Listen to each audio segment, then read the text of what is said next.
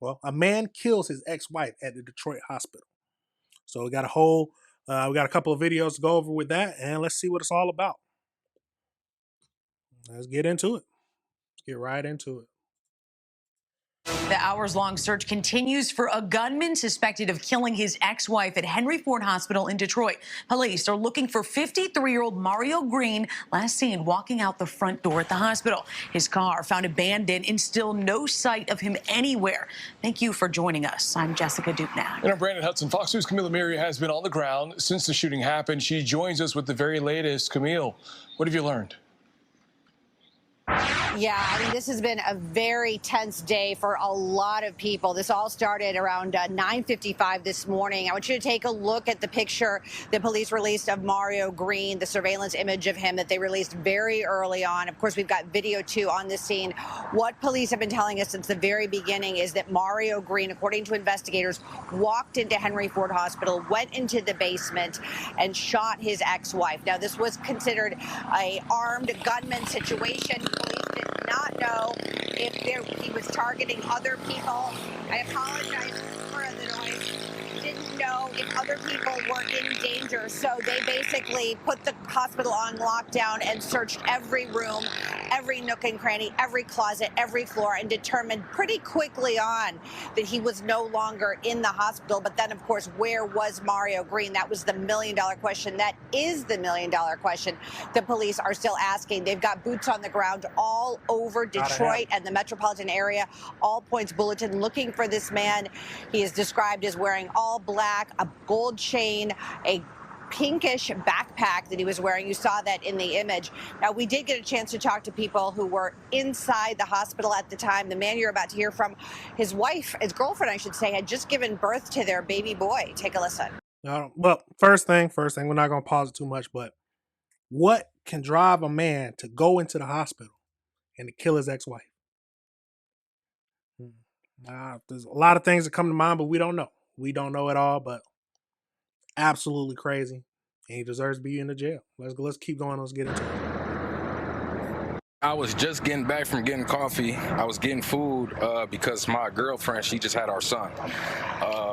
As I was walking to get on the elevator to go to the maternity unit, I just heard a bunch of people screaming. At the time, I didn't know it was an active shooter. I just knew it was a bunch of screaming going on. So I didn't know what really was going on until I actually turned the news on in the room. I went to the window to look to see what was going on, and I just seen a bunch of police running in here. And then I seen a couple of them, they had the AKs and the guns, and they were running in and out. And Henry Ford releasing a very lengthy statement saying in part that at Henry Ford Health, we are family. We are devastated by the loss of our Henry Ford Hospital teammate, and our hearts go out to her loved ones, her family, friends, and the people she worked with every day. Police have confirmed this was a targeted and domestic attack. At this time, all questions regarding what occurred should be directed to the Detroit Police Department. We are cooperating fully with the investigation as they conduct, and we are conducting our own internal investigation as well. Now, right now, police at the hospital not releasing the name of the woman, but we have learned that she worked in the housekeeping division of the hospital. Coming up at 6 o'clock, you'll hear from one of her coworkers who is absolutely devastated. Reporting live, Camille Amiri, Fox 2 News. Camille, that is a lot to take in. One of my first questions, though, is how could someone get into the hospital with a weapon like this? Is there... That is a good question. That is a very good question. Because the last time I've been to a hospital, I've definitely went through metal detectors. The policeman sitting right there asking me, take everything out your pockets. Maybe he snuck in. I'm assuming maybe he could have, because if his ex-wife worked there, he could have had a way to get in without going through the metal detectors. Very possible. But let's watch a little bit more. Any indication about security protocol that may have been breached here? Yeah, and that's a really good question, Jessica, and it's one of the things that we ask. Of course, police are reviewing everything, but there is, and I hate to say this because we don't have this confirmed, but there is talk on the streets that maybe he actually worked here. Now, I don't know if that's for sure, but if that were the case, someone said that he would be able to scan himself into the basement because there's no way to go out in there unless you've got a scan card. So that could be a piece of the puzzle, but of course, that's not confirmed. That's speculation, but it is important to point out because because you and I both know that when you go to the hospital, you have to go through security and guns are not allowed. So how did he get that gun? Was he able to circumvent somehow? Because did he have security clearance in this hospital? A lot of unanswered questions, but police right now trying to figure out exactly where he is. And I know Hillary Goldson, our colleague, has more on that, but for now, I'm going to send it back to you. We're not going to watch the rest of this, but please go check it out. But we got a couple of videos to go through. This next video, let's get into it. Yeah, so we are joined by Commander, is that right? Deputy Chief Arnold. I'm sorry, I have the wrong title. Deputy Chief, what can you tell us? Kind of give us an overview and kind of give me the latest. About 10 a.m. we had a call that we had active shooter Henry Ford Hospital. Units got to the scene. We started an investigation. We started going right into our active shooter protocols. We were able to go into the building, locate a female who was shot fatally, and then we were able to build out the story from there. Currently, we're still clearing the hospital to make sure there are no other victims possibly located anywhere else in the hospital. And from all the information in the video we received, the suspect he fled the location prior to us getting here. When the officers... At 65, you're going through and doing something like this? At 65? You're supposed to be relaxing at 65. Or at least I want to be relaxing at 65. Now you're going to risk being in jail for the rest of your life because you killed your ex-wife at the hospital? Absolutely crazy. Let's keep going. Got here, you can see we still have the area pretty much cordoned off. We are putting out information that our suspect is in his 50s. His name is Mario Green.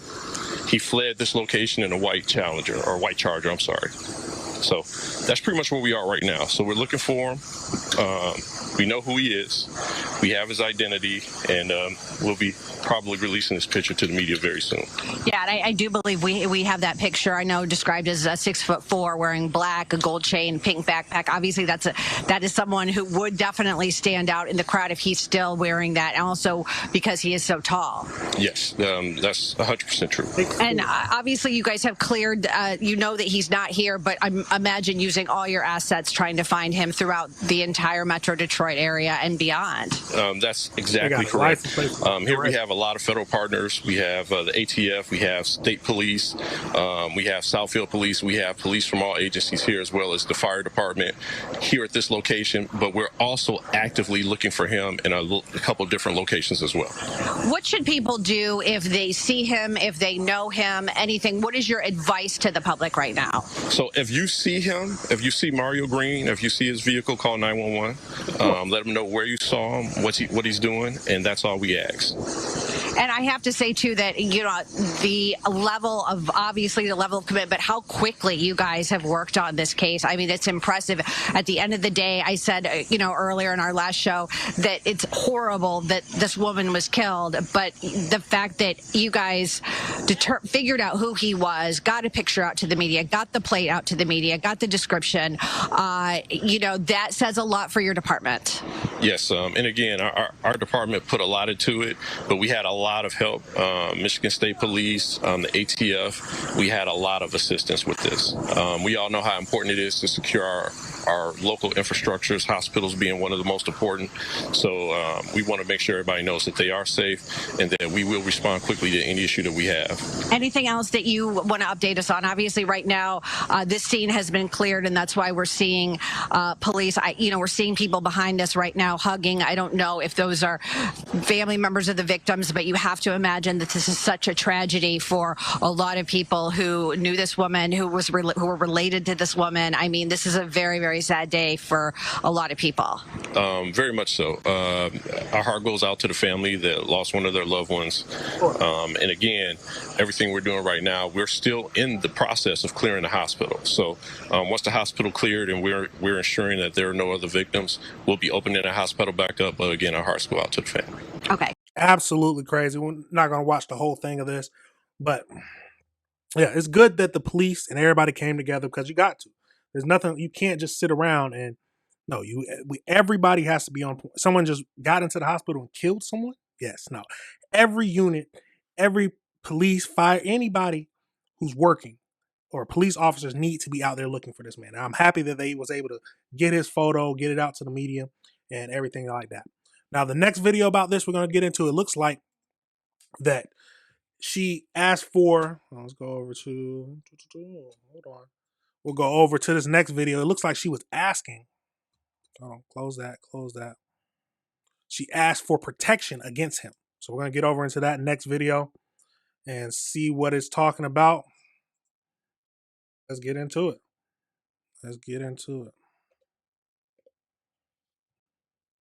This is not the first time the man accused of fatally shooting his ex-wife has been in trouble with the law. We have also learned that the woman who lost her life in today's shooting filed for a personal protection order just last month that was never served. 7 investigator Ross Jones joining us live. Did they just say it was never served?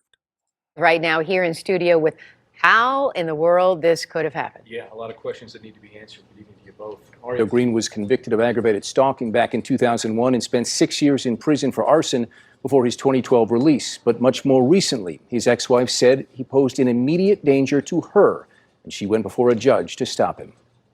The cries for help from Latricia Green could be seen in black and white. First, in a personal protection order sought on June 13th, when she said her ex-husband Mario Green was stalking her, that he continued to call my job and threatened to meet employees outside, and showed up to my job and tried to enter my office without my approval to get to me. The judge denied that PPO, but just over a month later, on July 20th, Latricia would seek another.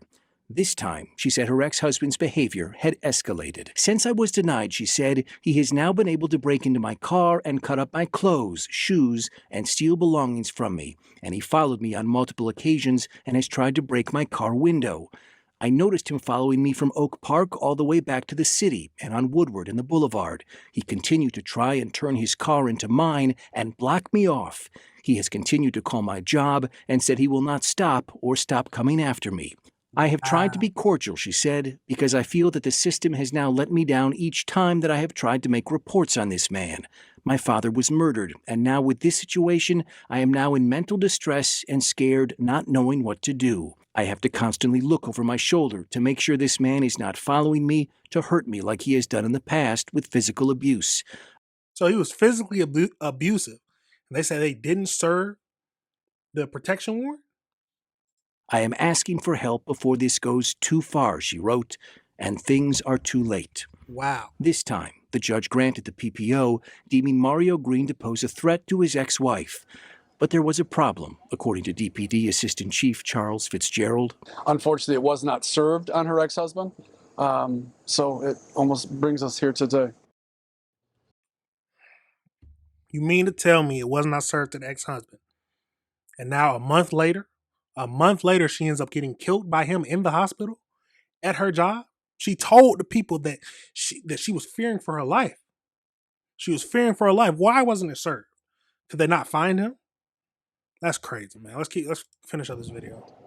Well, according to Wayne County's website, a PPO can be served through a process server or court officer, a third party, or by certified mail. We do not know if Latricia Green pursued any of those methods or if they would have made a difference at the end of the day. But it is so terrifying to read that she more or less predicted this. I mean, it makes your heart sink just listening to you say how many times she pleaded with the court for help and help to save her life. She clearly saw this coming.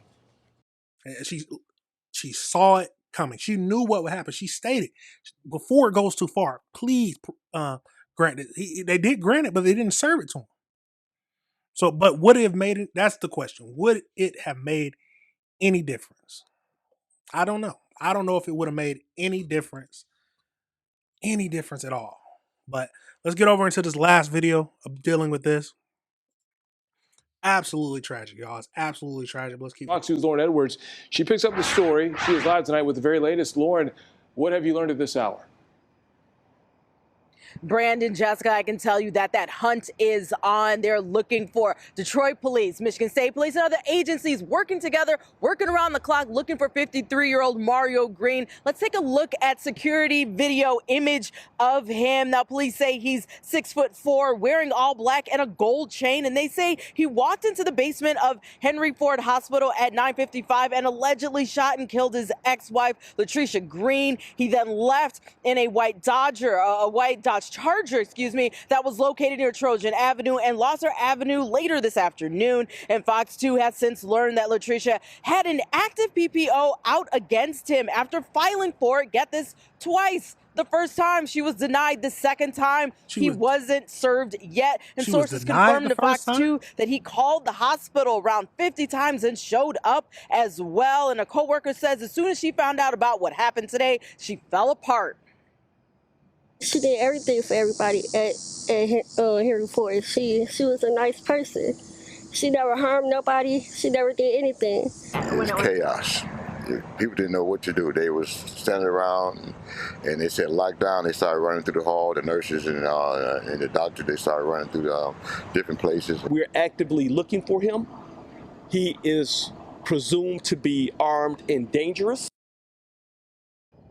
Henry Ford Hospital behind me, they too released a statement saying that they are family and that they are devastated by what happened. If you want to read the full statement, you can head to fox2detroit.com. And again, though, if you have seen Mr. Green out anywhere, please contact police as soon as possible. Reporting live here in Detroit, Lauren Edwards, Fox. Definitely, please go through and tell if you've seen him. This man, she was denied the first time. It took her 2 tries to get a protection order. And she was denied the first time. And when she finally got it granted, he didn't even get served in the end. She ended up dying a month later. Absolutely tragic, everybody. Absolutely tragic. But we had to bring that to everybody's attention. I had to bring that to everybody's attention. This man was abusing her, beating on her. She pleaded with the judge. The first time she didn't go through. It didn't go through. And then the second time, it was granted, but it wasn't served. I don't know whose fault it was that it wasn't served, but the question is, would it have made a difference? Would it have made a difference? I would like to think it would, but we don't know. Oh, absolutely tragic, everybody. Absolutely. All right, everybody, remember this is AC Reviews the Word. Remember to like and